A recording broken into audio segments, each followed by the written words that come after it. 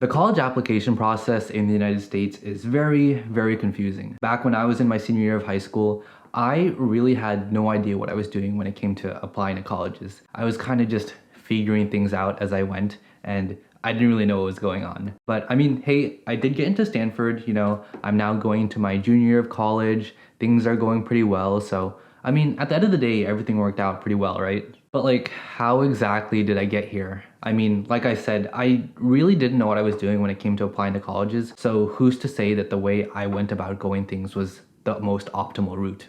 Just because I did get into some good schools, does that mean I now serve as this kind of like exemplar for future high school students looking to apply to colleges?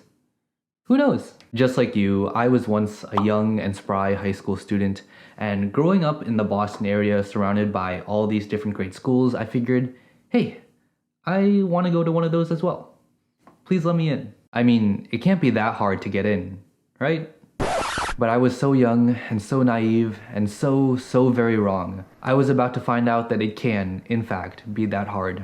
And so in order to get into one of these good schools, I did my best throughout high school to try to get really good grades, straight A's as much as possible, while also joining lots of great clubs and other extracurriculars, since those were things that I knew that I needed in order to get into these really good schools. But besides that, I didn't really know too much else about what it would take to get into one of these really good schools. I went to a pretty small high school where the graduating class was only 60 students, and people from my school didn't really tend to apply to these really top elite schools. None of the upperclassmen I knew applied to the schools I wanted to go to, so there wasn't much in the way of institutional knowledge when it came to knowing how to apply to these elite top colleges. And since I was the oldest child of an immigrant family coming fresh from the Philippines, we also didn't really know too much about how applying to colleges in the US worked, so not too much knowledge on that front either. Fortunately, I was able to find some mentors in some of the teachers at my school, but for the most part, I did have to figure out a lot on my own when it came to what to do and when to do it. And when I look back on it, my approach to college applications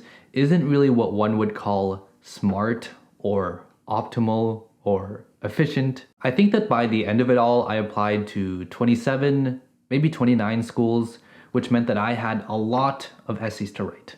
A lot of essays to write. But me being who I am as a person, I procrastinated on every single one of my essays until right when their deadline was due. There were a number of essays that I was doing for schools that were due that day, which I guess in some sort of way was both a blessing and a curse, but regardless, it was not a fun time. And something else that wasn't a fun time was the actual waiting for my decisions from my schools.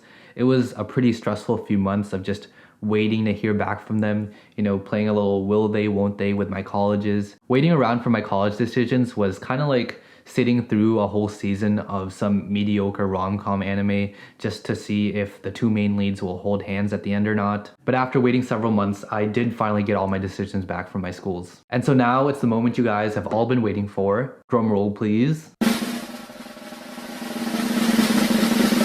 Here are all my college decisions. Salem State University, accepted. Suffolk University, accepted. Curry College, accepted. Keene State College, accepted. Wentworth Institute of Technology, accepted. Stony Brook University, accepted. UMass Amherst, accepted.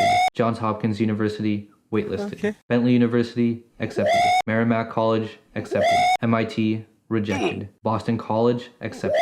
George Washington University, accepted. Boston University, waitlisted. Okay. Northeastern University, accepted.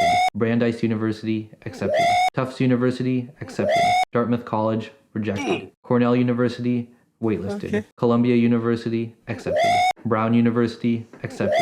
University of Pennsylvania, waitlisted. Okay. Princeton University, rejected. Yale University, waitlisted. Okay. Harvard University, rejected. Stanford University, accepted.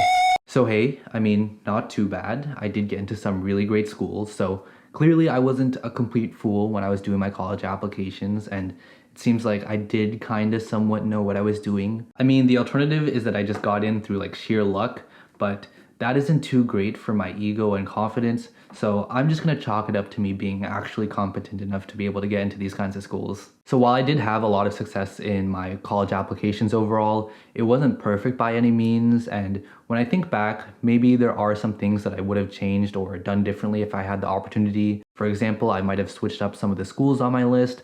I probably wouldn't have applied to Harvard early action. I probably would have applied to some other schools early action, and so on. Of course, I am speaking from a place of privilege because, after all, I am able to attend one of the best universities in the world, and I am super happy with the way things ended up, and really, I wouldn't have it any other way. It's just that I am acknowledging the fact that my approach to college applications wasn't optimal or smart in any way, and there were a lot of mistakes I made. Through the process of applying to colleges and reflecting on it afterwards, even up until this point on what I did well and what I did not do well, I think that I have learned a lot. And because of that, I want to offer my advice to future high school students who are also looking to apply to colleges so that you guys can see both my successes and my failures. And so if you're a high school student looking to apply to colleges either this year or in a future year and you want to hear what advice I have to offer, be sure to like, comment, and subscribe for more. If you want to find out what it takes to get into some of the top universities in the world, check out this video on my college application stats or really any of the other great videos I have on my channel.